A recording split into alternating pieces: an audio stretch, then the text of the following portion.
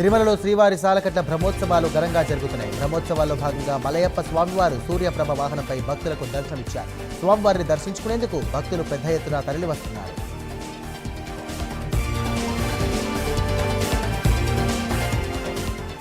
నారాయణపేట జిల్లా కృష్ణా మండలంలో కృష్ణానది ఉధృతంగా ప్రవహిస్తోంది. దీంతో పలు ప్రాంతాలు నీటమునిగాయి. ముంపుకు గురైన ప్రాంతాల్లో మంత్రి వాకిటి శ్రీహరి సందర్శించారు.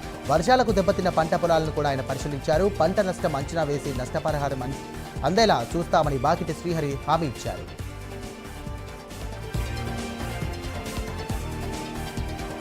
మంచిర్యాల జిల్లా చెన్నూరు పట్టణంలో సద్దుల బతుకమ్మ సంబరాలు అంబరాన్నంటాయి. బతుకమ్మ వేడుకల్లో మహిళలు, చిన్నారులు బతుకమ్మ ఆటపాటలతో ఉత్సాహంగా సందడి చేశారు.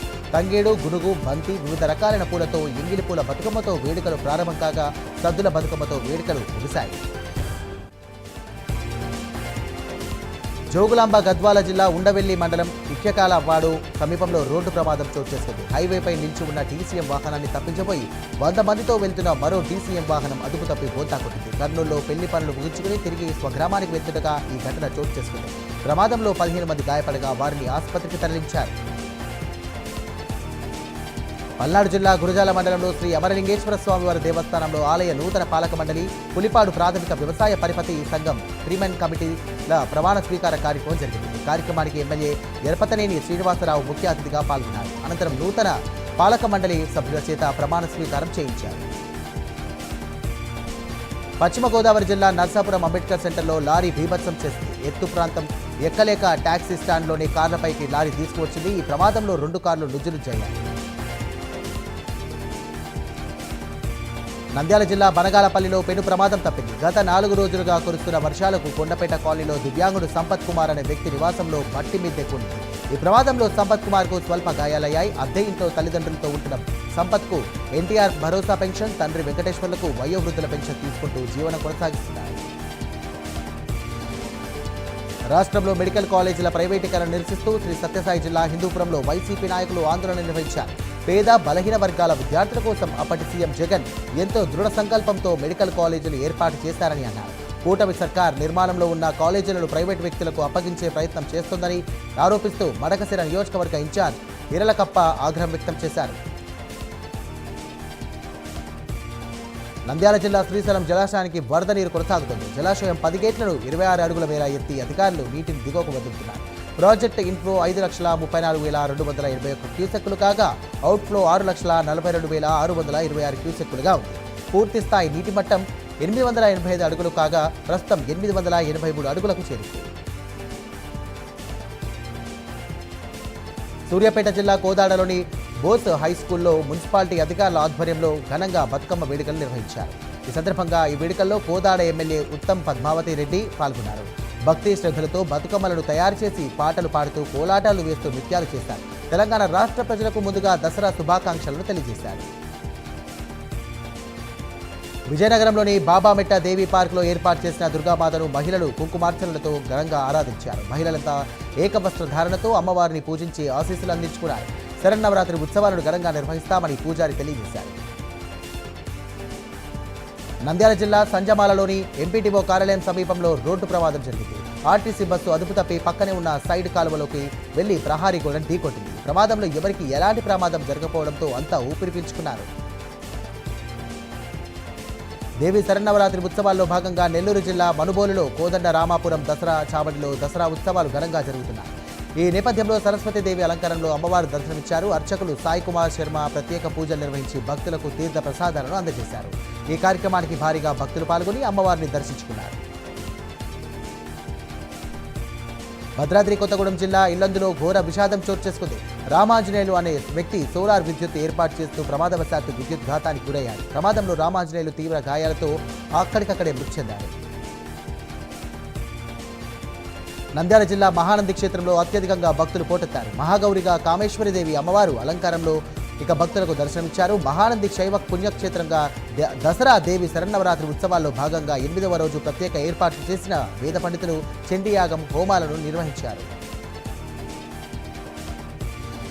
నాగర్ కర్నూలు జిల్లా అచ్చంపేటలో నల్లమల్ల మహాబతుకమ్మ వేడుకలను ఎమ్మెల్యే చిక్కుడు వంశీకృష్ణ ఆధ్వర్యంలో ఘనంగా ఏర్పాటు చేశారు. తెలంగాణలో దేవుళ్లను పూజించడమే కాకుండా పూలను కూడా దేవుళ్లుగా భావించి పూజించే గొప్ప సంస్కృతి సాంప్రదాయం మనదన్నారు.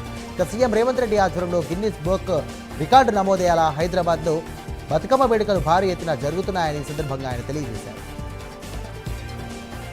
నాగార్జున సాగర్ జలాశయానికి భారీగా వరద నీరు కొనసాగుతోంది. ప్రాజెక్టు 26 క్రస్ట్ గేట్లలో 16 క్రస్ట్ గేట్లను 15 అడుగుల మేర ఎత్తి 10 క్రస్ట్ గేట్లను 20 అడుగుల మేర పైకి ఎత్తి 5,74,782 క్యూసెక్ల నీటిని అధికారులు దిగువకు విడుదల చేస్తున్నారు. ప్రాజెక్టు పూర్తి స్థాయి నీటి మట్టం 590 అడుగులు కాగా ప్రస్తుత నీటి మట్టం 584 అడుగులుగా ఉంది.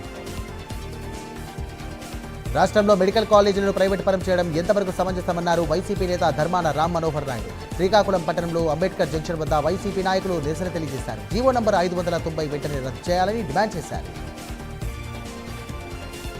గుంటూరు జిల్లా దుగ్గిరాల మండలం చిలువూరులో శ్రీ గంగమ్మన జాతర అత్యంత రమణీయంగా జరిగింది. గంగిశెట్టి ఫౌండేషన్ ఆధ్వర్యంలో అమ్మవారి 13వ వార్షికోత్సవం నిర్వహించారు. ఈ కార్యక్రమంలో రంగిశెట్టి ఫౌండర్ రమేష్ బాబు పాల్గొన్నారు. కులమతాలకు అతీతంగా ప్రతి ఏటా అమ్మవారి జాతర నిర్వహిస్తున్నామని, ఈ ఏడాది 50 లక్షలు వెచ్చించి శిలాతోరణం ఏర్పాటు చేశామని తెలియజేశారు. వరద బాధితులకు నిత్యావసర వస్తువులు పంపిణీ చేసేందుకు ఏఎన్బిఎఫ్ స్వచ్ఛంద సంస్థ ముందుకొచ్చింది. ఈ సందర్భంగా అల్లూరి సీతారామరాజు జిల్లా కూనవరం మండలం శబరి కొత్తగూడెం గ్రామానికి చెందిన 302 కుటుంబాలకు సంస్థ డైరెక్టర్ గాంధీబాబు నిత్యావసర వస్తువులను అందజేశారు. సింగరేణిలో దసరా సెలవులు మార్చాలని ఆదిలాబాద్లో కార్మికులు నిరసన చేపట్టారు.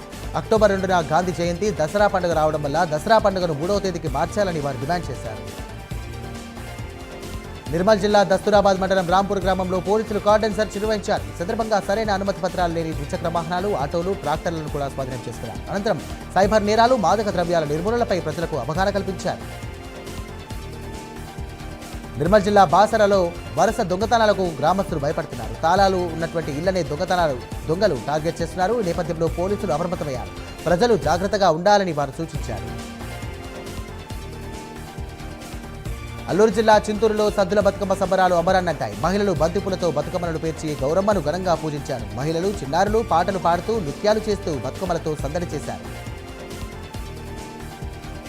తెలంగాణ రాష్ట్రంలో స్థానిక ఎన్నికల్లో పోటీ చేసే వారికి ఇద్దరికి మించి పిల్లలు ఉండకూడదని నిబంధన రద్దు చేయాలని తెలంగాణ రాష్ట్ర ఉద్యమ కమిటీ డిమాండ్ చేసింది. హైదరాబాద్ ఇందిరా పార్క్ వద్ద ధర్నా చౌక్ వద్ద తెలంగాణ రాష్ట్ర ఉద్యమ కమిటీ ఆధ్వర్యంలో ధర్నా నిర్వహించారు. కామారెడ్డి జిల్లా బాన్స్వాడలో మహిళలు ఘనంగా సద్దుల బతుకమ్మ సంబరాలు నిర్వహించుకున్నారు. తీరొక్క పూలు, రకరకాల వంటకాలతో కాలనీలో మహిళలు బతుకమ్మ వేడుకలు నిర్వహించారు.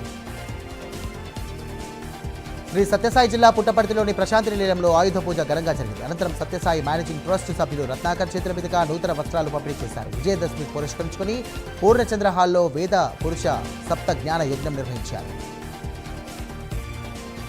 ములుగు జిల్లా మల్లంపల్లి గ్రామానికి చెందిన మౌనిక డీఎస్పీగా ఉద్యోగం సాధించారు. దీంతో పలువురు నుండి ప్రశంసలు పొందుతున్నారు. ఈ సందర్భంగా ఎస్పీ శబరీష్ డీఎస్పీ ఉద్యోగం సాధించిన మౌనికను ఘనంగా సన్మానించారు. అనంతపురం జిల్లాకు వలస వచ్చి విద్యుత్ శాఖలో పనిచేసే కార్మికులు పిట్టల్లా రాలిపోతున్న సంబంధిత కాంట్రాక్టర్ కానీ అధికారులు కానీ ఏమాత్రం పట్టించుకోవట్లేదని సిఐటి జిల్లా అధ్యక్షుడు ఆర్వి నాయుడు, కోశాధికారి నాగమణి మండిపడ్డారు. అనంతరం జిల్లా విద్యుత్ శాఖ ఎస్పీ కార్యాలయం వద్ద ఆ సంఘం ఆధ్వర్యంలో నిరసన కార్యక్రమాన్ని నిర్వహించారు. పశ్చిమ గోదావరి జిల్లా నర్సాపురం మండలం కొప్పూరు శ్రీ సీతారామస్వామి దేవస్థానం ట్రస్ట్ బోర్డు చైర్మన్గా పోలిశెట్టి గణేశ్వరరావు ప్రమాణ స్వీకారం చేశారు. కార్యక్రమానికి ఎమ్మెల్యే బొమ్మిడి నాయకర్ ముఖ్య అతిథిగా హాజరై చైర్మన్ సభ్యులను అభినందించారు.